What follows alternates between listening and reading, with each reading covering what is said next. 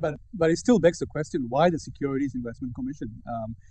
Why not Ministry of Education or something? I think the issue there is that, in a sense, is that the big difference, by the way, and I think this is a real tip for any other country. The real difference is that for years and years, I've been in the industry for 30 years. We've been trying to get into the schooling system, but we'd approach it as a private sector person. To be quite blunt, the difference it makes when I carry the authority of the Prime Minister and the government is that the Department of Education is more than happy to work with us. But see, the thing is that if I'm working inside the Department of Education, basically I've got just as big an issue in small business, medium business, big business. So do I position financial literacy in the Education Department for schools? Do I build a similar unit inside the Small Business Department? Do I build a similar unit inside our regulator? To be quite blunt with you, whether in actual fact the entire responsibility of financial literacy sat with Treasury or our regulator, to be quite blunt, I'm not particularly fussed. If you go to the FSA in England, you'll find that they sit financial literacy very much for all consumers. Right. And the sort of debates we're having are about generic financial advice. We're tackling our credit code in Australia, responsible lending and so on. No. So look, to be quite blunt, I'm not a politician. Right. I'm a volunteer. Right. I actually would prefer financial literacy to be tackled as one government initiative, whether that initiative is done from Treasury or the regulator. To be quite blunt with you, I'm not that fussed. Right. Having said that, it sits under the SIC. No, actually, my board sits, the chairman of ASIC, my board reports to the Treasurer, and my board sits between the regulator and I am the representative of the federal government. Right. The question I was going to ask is there a relationship with the ASIC? Oh, look, Tony Delosio, the chairman of ASIC, I've known him since a long time, since he was chief executive of the stock exchange. And the issue here is that, well, look, what's happened, and what Tony Delosio, as chairman of ASIC, would say, is he'd say, what's financial literacy coming into my area meant? What he will tell you is this is terrific, because what it's done is, for the regulator, financial literacy was investor protection. If you've got $100,000 to invest or $1,000 to invest, don't get ripped off and so on. The fact that our regulator can now speak for all financial skills, including the school system. No, if you care to put a call into Tony Delosio, you'll find he's delighted with having the initiative centralised, as it is in England and as it is in America. But Australia has a prudential regulator for financial services.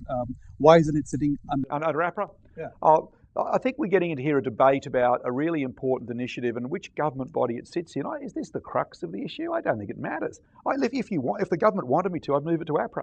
Okay. It really doesn't matter. Why wasn't it moved to APRA? No, I think APRA's role is very much dealing with the banking system. APRA has a very limited involvement with Australian consumers. If you go to our regulator, if you go to ASIC and you go to its FIDO website, what you'll find is that our regulator is ASIC, is in the papers every day, making comments about investment rip-offs, credit card scams, Nigerian scams, tax office fake emails, I mean, you name it. And I think it's fair to say in the Australian environment, APRA is not working with the consumer on a day-to-day basis. It is more likely to be talking to the chief executive of a bank or an insurance company. Do you think that there should be greater consolidation on the regulation front and the consumer representation front, especially for conflict resolution? I take it that the foundation doesn't really deal with it. Very important. No, it's a very important issue here. Is that the only thing I have in financial literacy is a rather unusual situation. I have no power of regulation. I have no power of legislation. All I have is the authority, and if you like, what I call a nodding head issue. The point you made was very astute earlier on. No one will argue against financial literacy. The implementation is very interesting. So it is not my responsibility to say ASIC and APRA should be merged into a super regulator or whatever it may be. To be perfectly blunt with you, I think how we deliver harmonious and consistent regulation is a real issue for Australia. But for me, my job, whatever imperfections we may have, my job is to get financial literacy embedded in all Australians' day-to-day habits. I'm not going to waste my time fighting fights that aren't. No, we can do regulation. Right, but you get a lot of phone calls coming your way and saying, can you represent us to solve this problem or that problem? Oh yeah, I'm great at saying no. I'm an expert at saying no. Okay. No, but then do you hand the file over to another organisation, and who would that be? I think the issue here is that I was invited to attend the 2020 summit at the start of last year. I was on the Future of the Australian Economy Committee. And look, we certainly did recommend in that summit that a single regulator giving national smooth regulation, uniform regulation. Because in Australia, one of the problems we've had in the past is that with APRA looking after banks and insurance, ASIC, our regulator, looking after fraud and all that sort of stuff. What we had is, for example, we had a lot of property scams slip through the system.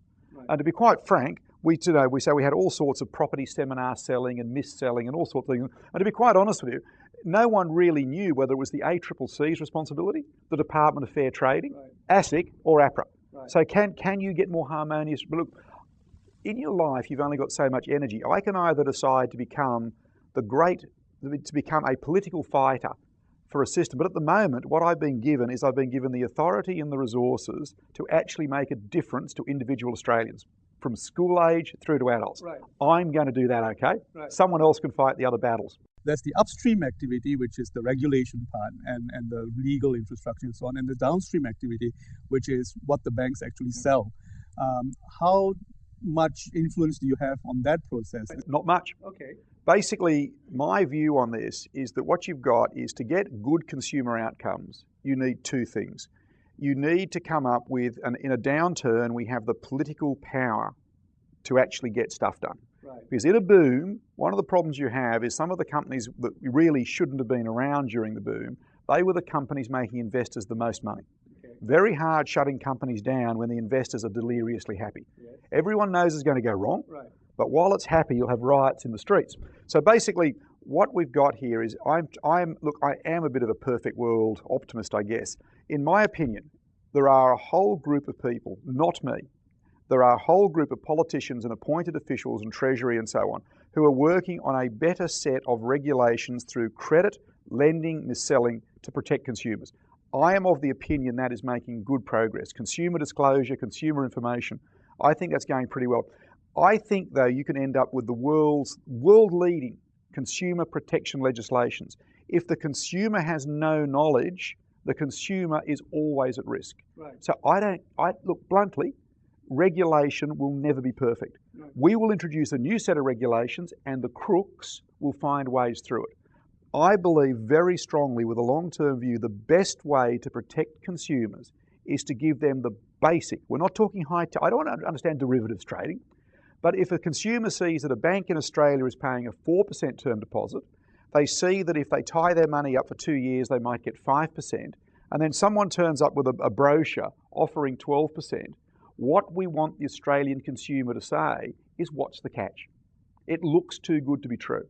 So in my view is that I cannot be all things to all people. I am the chairman of financial literacy. Regulation is not my problem. Well, regulation is the upstream part, but product innovation, product quality, yep, disclosure, transparency, all of those should be more downstream activity. And in a sense, it's a continuation of what you're doing in financial literacy. Yes, consumer pressure here will help us a lot. I mean, for example, last time I was in Singapore, I was just horrified last year in August to pick up a bank brochure offering, effectively it seemed to be offering it and it looked like an inflation-linked term deposit. Right.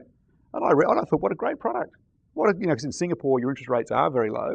Consumers must be worried about their savings being eaten by inflation. And this brochure from a major bank, it talked about inflation linked, and I thought, oh, what a great idea, because we have inflation linked government bonds, okay, very low return. But right, and I thought, what a great idea. I took the brochure away with me. What they were selling consumers was a commodity gamble. Okay. It was 25% in oil and energy, 25% in wheat and corn, right, and as I understand it, that product's been an absolute disaster. And I suspect is probably one of the cases of mis-selling that I read about in this country. Right. Shocking.